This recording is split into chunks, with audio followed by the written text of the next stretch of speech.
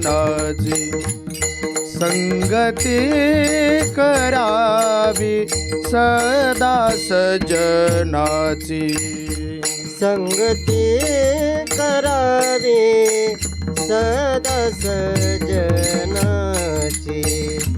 संगती करावी सदा सजनाची संगती करावी सदा सजनाची संगती करावी सदा सजनाची संगती करावी सदा सजनाची संगती करावी सदा सजनाची सावली नसावी कधी दुर्जनाची सावली नसावी कधी दुर्जनाची संगती करावी सदा सजनाची संगती करावी सदा सजनाची.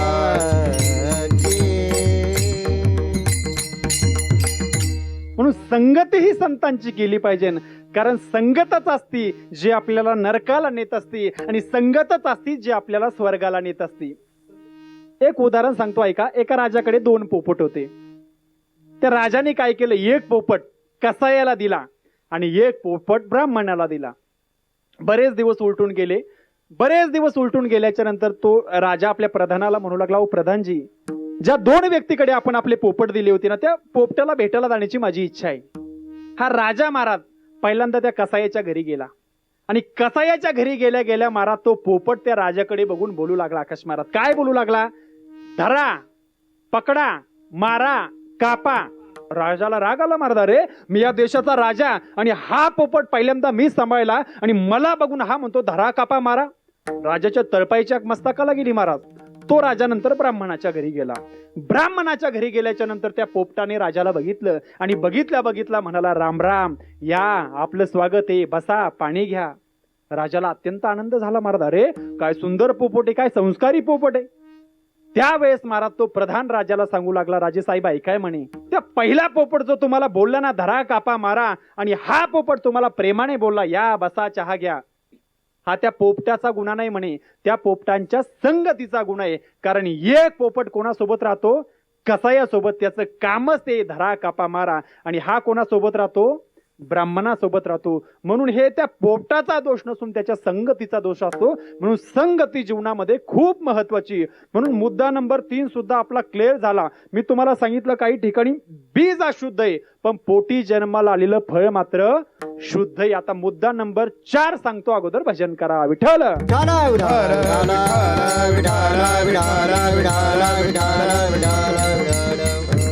ऐका गाड्या. मुद्दा नंबर 4.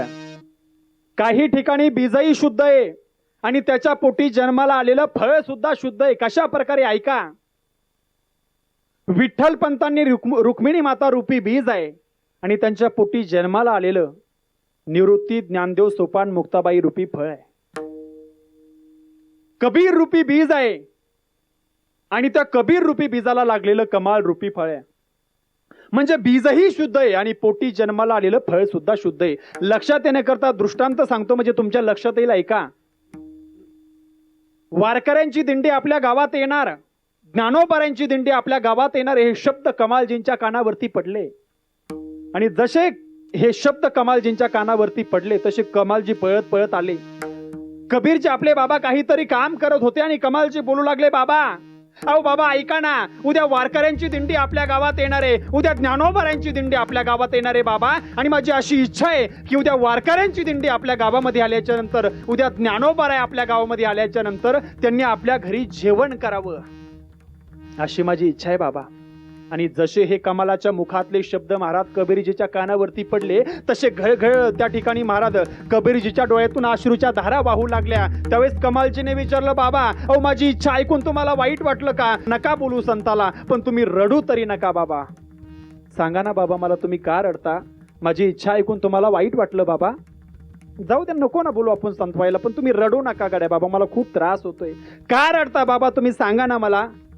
त्यावेळेस महाराज कबीरजी सांगू लागले, अरे कमाला, तुझी इच्छा ऐकून मला वाईट नाही वाटलं रे कमाला.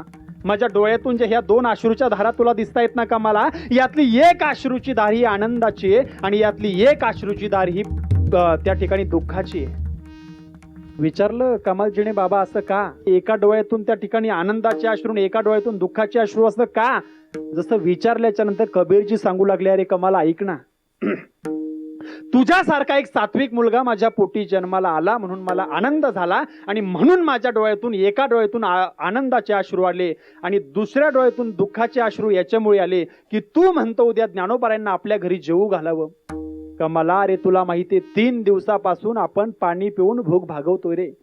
अरे घरामध्ये अन्नाचा कण सुद्धा शिल्लक नाहीये. भाकरीचे खाणे सदा राम नाम गाणे,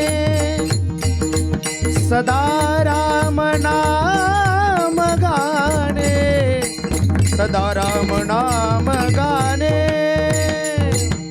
कन्या भाकरीचे काने सदा राम नाम गाणे, सदा राम नाम गाणे, सदा राम नाम गाणे. कन्या भाकरीचे खाणे वा वा देवा. सदा राम नाम वा वा. गाणे, सदा राम नाम गाणे, सदा राम नाम गाणे.